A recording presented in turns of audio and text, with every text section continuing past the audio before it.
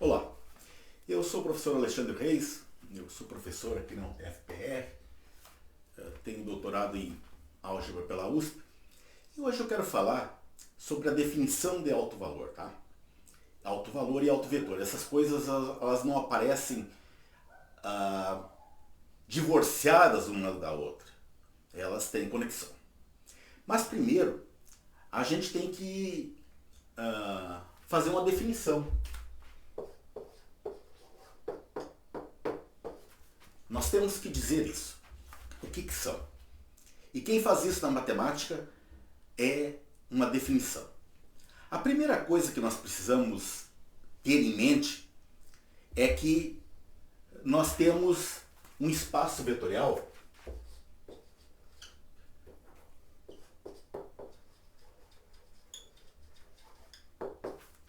Então nós precisamos de um espaço vetorial. Mas a gente não é qualquer espaço vetorial que a gente vai trabalhar aqui. A gente vai exigir que a dimensão desse espaço vetorial seja finita. Tá? Depois eu faço alguns comentários sobre a dimensão no caso infinito. Outra coisa. Nós vamos trabalhar com transformações lineares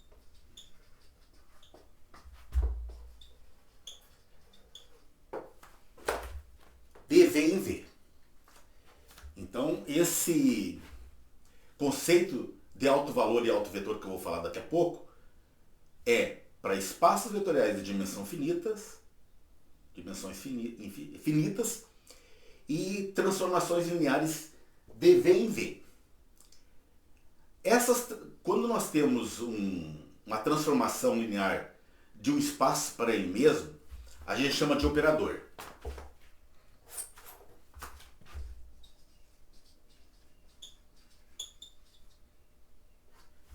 Operador linear, mas a gente abrevia simplesmente para operador.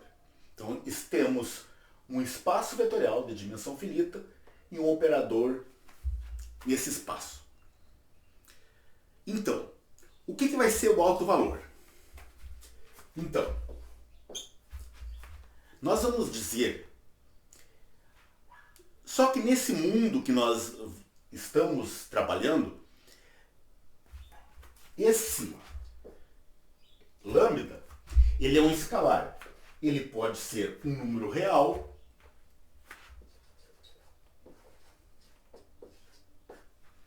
ou pode ser um número complexo. Nesse momento, só precisamos disso. Agora, lambda é um alto valor de t. Então, um escalar, um número, é um alto valor, mas nós temos que dizer de quem. Tá? Porque dependendo de alguma coisa, ele não vai ser alto valor. Então, ele é um alto valor dt. Agora,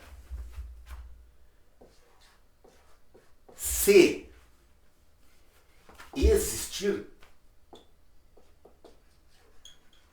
depois eu vou dar o exemplo aqui para você. Se existir um v, um vetorzinho em v, isso aqui você tem que ter em mente. O V tem que ser diferente de zero. Tal que T de V é lambda V. Veja bem, eu não estou dizendo que isso tem que acontecer para todo V. Eu estou dizendo que lambda vai ser um alto valor de t se isso aqui é importante, se nós conseguirmos achar um V não nulo. Esse existir é o que nós vamos depois trabalhar. Se existir V não nulo, tal que T de V é lambda V. certo? Essa é a definição. Agora eu vou dar um exemplo, não para a gente achar. Eu já vou dar uma transformação linear, vou te dar os autovalores e os autovetores. Mas mais uma coisa. Esse V que nós achamos com essa propriedade para o lambda é um autovetor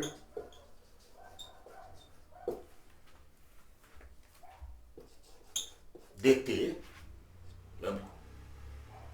Primeiro, a dada transformação linear, a gente começa a falar alguma coisa sobre ela. Associado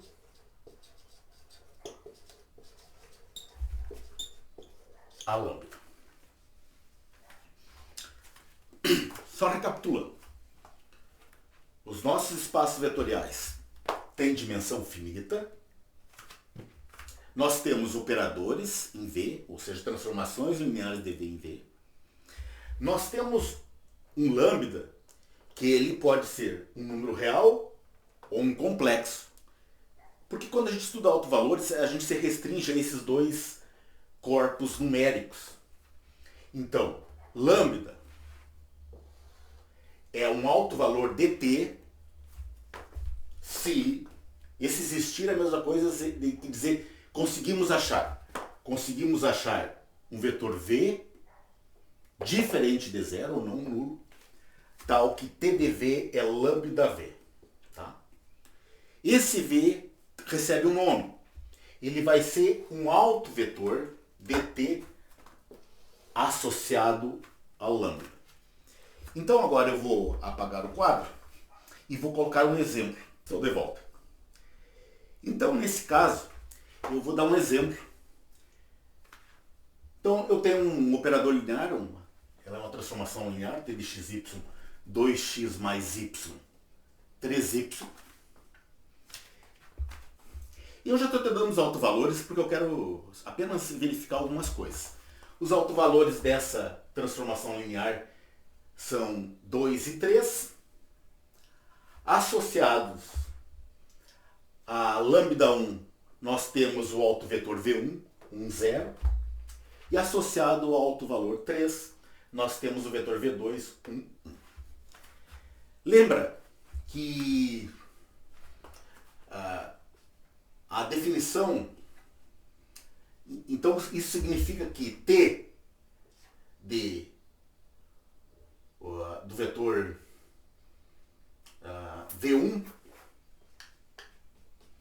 é 2V1 e T de V2 é 3V2. Essa é a definição de autovalor e autovetor associado. Vamos verificar que isso é verdade? Então, vamos lá.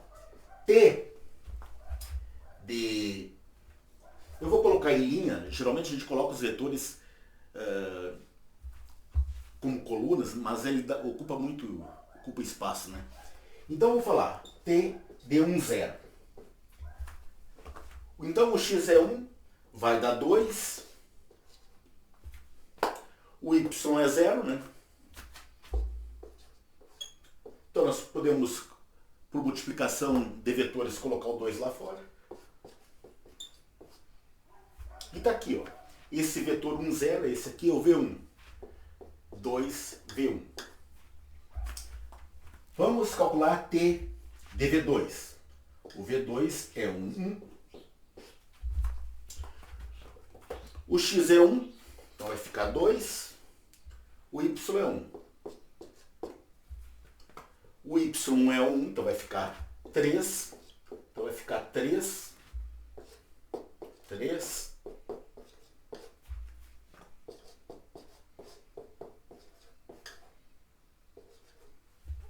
Esse vetor V2 é esse aqui. A gente confunde linhas e colunas. Agora, então, veja bem.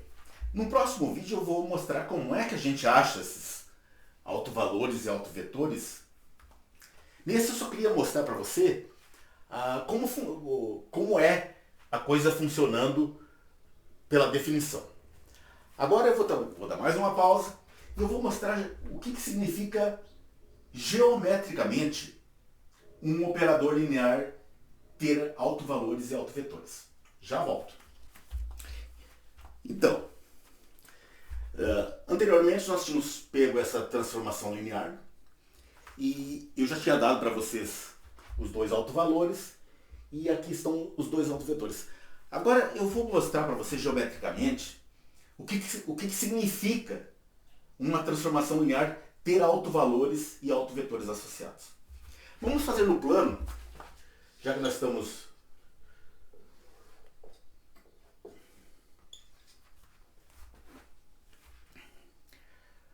Agora eu estou sem um canetão de outra cor, mas assim, vamos colocar o V1. Vamos marcar o V1 no plano.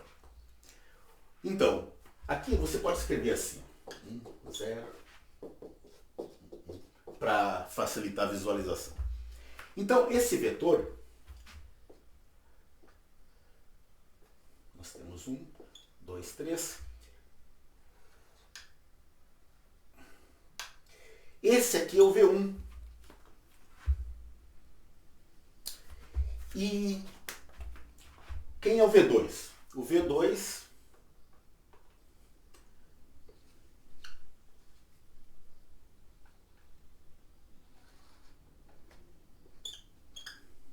só um minutinho, deixa eu ver se eu acho uma caneta aqui.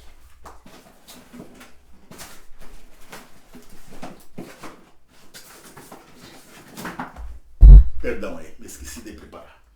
Então vamos ver assim.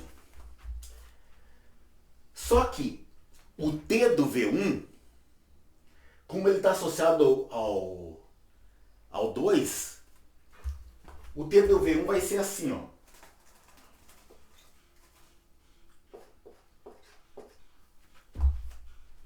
Por quê? Porque o T estica esse vetor 2 unidades. E esse vetor aqui ficou um pouquinho, vou fazer.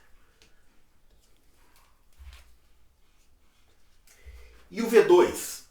O V2, a T estica ele 3 unidades.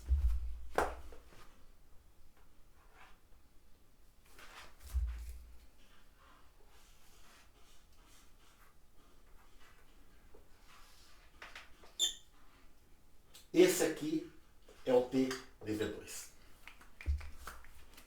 Então, quando uma transformação linear tem autovalores e autovetores, significa que ela mantém uma direção. Esses autovetores, eles formam... Lembra que uma reta no plano, nós precisamos de um ponto e de um vetor diretor. Então, esses autovetores, eles funcionam como vetores diretores de uma reta. O tamanho do lambda é quanto ele vai esticar ou vai comprimir.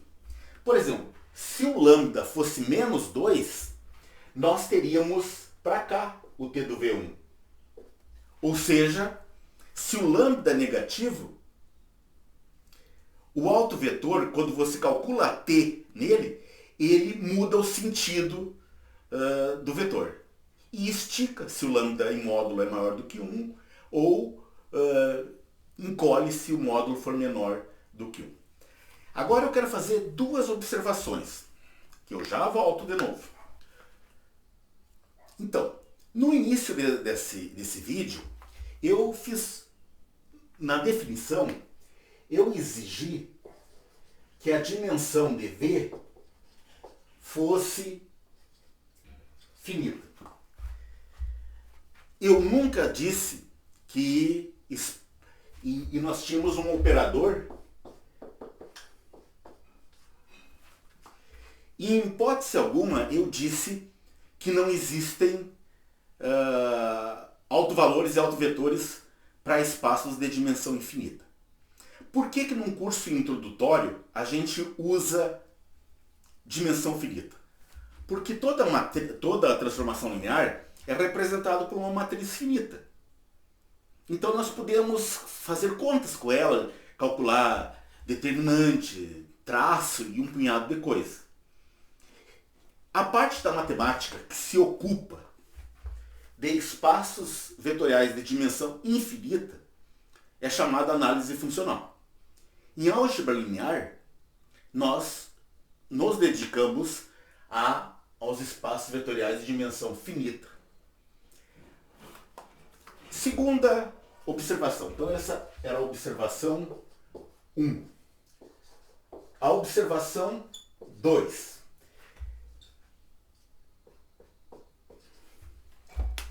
A gente excluiu o zero como sendo um possível autovetor. O zero nunca é autovetor. Por que isso? Por que a gente exclui o zero? Porque toda transformação linear leva o zero no zero. Então, mas olha só, TD0 é zero, né? Perdão. Vou fazer aqui. Isso aqui é um V0. Então nós poderíamos dizer que o zero está associado ao alto valor 1. Mas isso aqui também é 2V0. 2V0 é zero. Então o zero também está associado ao alto valor 2. Isso aqui também é π vezes zero. Então o zero está associado ao alto valor π. Então o zero ele estaria associado a todos os altos valores. E nós não queremos isso. Nós queremos que um vetor, quando possível, esteja associado a um alto valor. Então nós eliminamos o zero para não ter essa patologia. Então, o que você tem que ficar consciente desse tópico de autovalores e autovetor? A principal coisa que você tem que ter na sua mente que o zero nunca é autovalor de nenhum operador linear. Por quê? Ele seria associado a qualquer. Então, se você gostou do vídeo, deixe seu like, se inscreva no canal. Eu vou fazer uma sequência enorme de exemplos, teoremas sobre esse assunto, com o intuito de tirar suas dúvidas e mostrar, às vezes, as pegadinhas que existem nesse assunto. Obrigado pela atenção.